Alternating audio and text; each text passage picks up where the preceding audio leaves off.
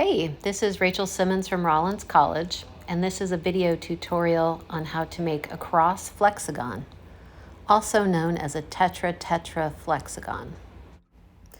Cross flexagons are folded single sheets of paper that reveal 4 different faces when flexed. We're going to use instructions from Making Handmade Books by Alyssa Golden.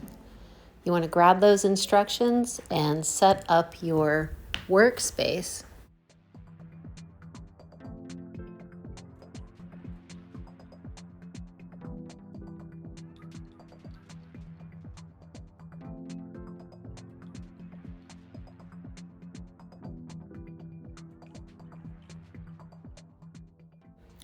As it is with all book structures, the best way to learn how to do the cross flexagon is by making dummy books, also known as models.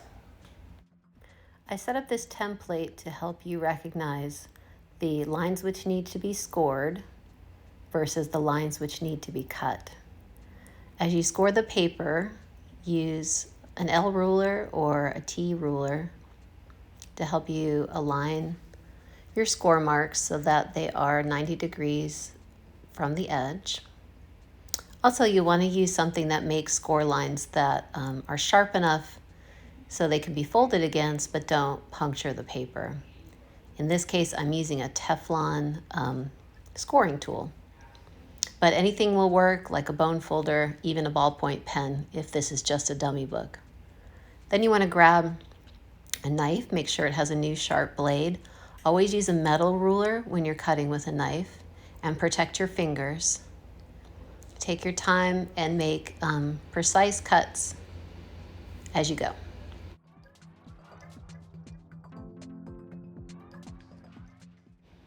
All right, so let's try it with some cardstock now.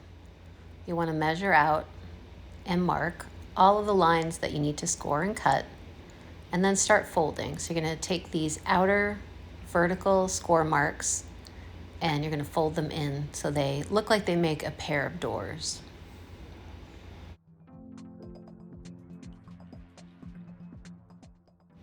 Open the structure up, and with those inside vertical marks, you want to actually fold those in the opposite direction. As you make the folds, use the score marks to help you ease the paper into position, but also take time to line up the edges so that the score marks, which might be slightly imperfect, line up really nicely with the sides. The last bit of folding is going to require that you flip this center panel away from you. So you see these 2 horizontal score marks.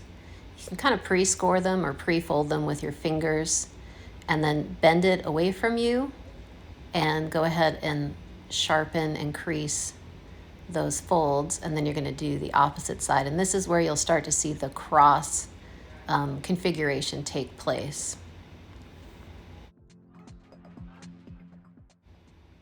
Again, as you fold, try to make sure that the flaps don't overlap one another, because as you start to flex this structure, you'll want it to move fluidly from one page to the next. Now that you have folded the structure, you're ready to start flexing it. So take a good look at it, make sure that everything is folded, and then put it in position. We're not going to glue it yet. You just want to hold it and start turning it to be sure that it works. So make sure that you can open it. You're going to go through the sequence of 4 pages with the last page resembling a cross. You can score as you go to make it flex a little easier. And if you do have any edges that seem to overlap or prevent the smooth flow of the flex, you can do some trimming as well. Place the flexagon in this position and get your glue ready. You're going to make circles in these areas, and you're going to apply the glue stick precisely into those circles. You don't need a lot of glue, but heavy-duty glue stick like an Uhu stick will make sure that something like cardstock is not going to be coming apart later. Once you place the glue in those 4 quadrants, you're going to fold the structure back up and then put some weight on it, I would say for at least 5 minutes.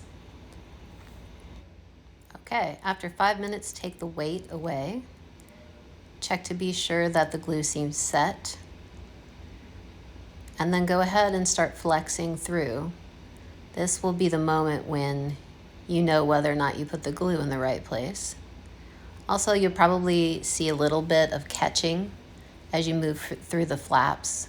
If you have a lot of that happening, you can stop and trim really any of the open edges. Make sure you don't trim something that has a folded edge, but anything that has an open edge, you can trim it very slightly, and it should vastly improve the way that the Flexagon moves through the pages.